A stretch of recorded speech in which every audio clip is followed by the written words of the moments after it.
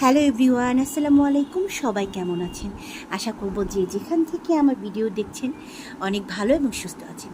আজকে হঠাৎ করে একটা অনুষ্ঠানে চলে গিয়েছিলাম। আমার হাজব্যান্ডের অফিসে পয়লা বৈশাখের একটা অনুষ্ঠান ছিল, কিন্তু এটা ছিল 10ই এপ্রিলের। তো ভিডিওটা সেন্ড করতে, এডিট করতে আমার অনেকটা দেরি হয়ে গেছে, তবু আপনাদের সঙ্গে একটু শেয়ার করলাম। তো এই যে আমার ছেলেরা এসে বলতেছে আম্মু চলো যাই।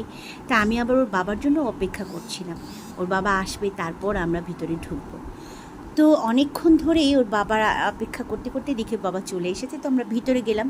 ভিতরে এত সুন্দর, প্রতি বছরই এই অনুষ্ঠানটা আগে করতো অন্য একটা জায়গায়, এইটা আবার আরেকটা। এটা একদম বড় একটা কি বলা যায় আমি তো জানি না, রেস্টুরেন্ট না, কোনো হোটেল না, কিন্তু এটা একটা রিসোর্টের মতো অনেক বড় একটা জায়গা নিয়ে একদম অনেক সুন্দর। এটা একদম কি বলবো এটাকে, এয়ারপোর্টের একদম পাশেই, মানে আমরা যেখানে ছিলাম সেখান থেকে এয়ারপোর্ট দেখা যাচ্ছিল। তো যাই হোক, তারপর দেখি একটা আপু চুড়ি দিচ্ছিল ফ্রিতে। তো চুড়িগুলো দেখে খুব ভালো লাগছিলো। আর এটা ছিল আমার হাজব্যান্ডের কলিগের একটা মেয়ে, খুব ভালো এবং খুব সুন্দর একটা মিষ্টি মেয়ে। ছোটোবেলায় ওকে আমি অনেক আদর করতাম। তো এই সুযোগে জামাইয়ের সঙ্গে একটু ভিডিও করছিলাম, কিন্তু আমার জামাইয়ের আবার ভিডিও ছাড়া নিয়ে অনেক সমস্যা। তার অফিসের কলিগরা দেখে নাকি তাকে লজ্জা দেয়, বউর সাথে ভিডিও করলে তাকে লজ্জা দেয়। যাই হোক, আর কখনো আমার হাজব্যান্ডের সঙ্গে কোনো দিনও ভিডিও করব না, আপনাদের সঙ্গে শেয়ারও করব না। তো এই যে আমার হাজব্যান্ডের কলিগরা, এখানে অনেক অনেক অনেক মানুষ ছিল।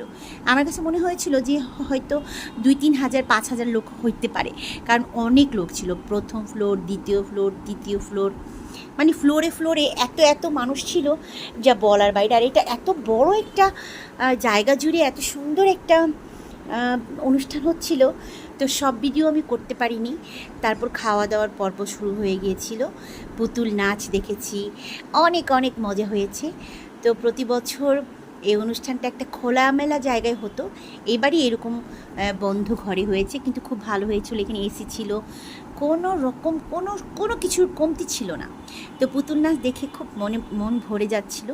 মনে হচ্ছিল এটা নাকি আমার মা যখন ছোট ছিল তখন এরকম পুতুল নাচ হতো, আমার মা দেখতো, মানে আমার নানি দাদিরা যখন, সেই আমলেরটাই এখন আমাদের দেশে আবার প্রচলিত শুরু হয়ে গেছে। খুব ভালো লাগছিল। আর আমি সাউন্ড দিতে পারি নাই, কারণ আমি যদি কপিরাইট খেয়ে যাই তাই। তো একটু ঠান্ডা লাগছে, নাক দিয়েও পানি পড়তেছে, গরমটা হঠাৎ করে অনেক বেশি পড়েছে। আর এখানে অনেক বড় বড় শিল্পী আনা হয়েছিল, গান হচ্ছিল কনসার্টের মতো। খুবই মজা এবং খুব ভালো একটা জায়গা ছিল।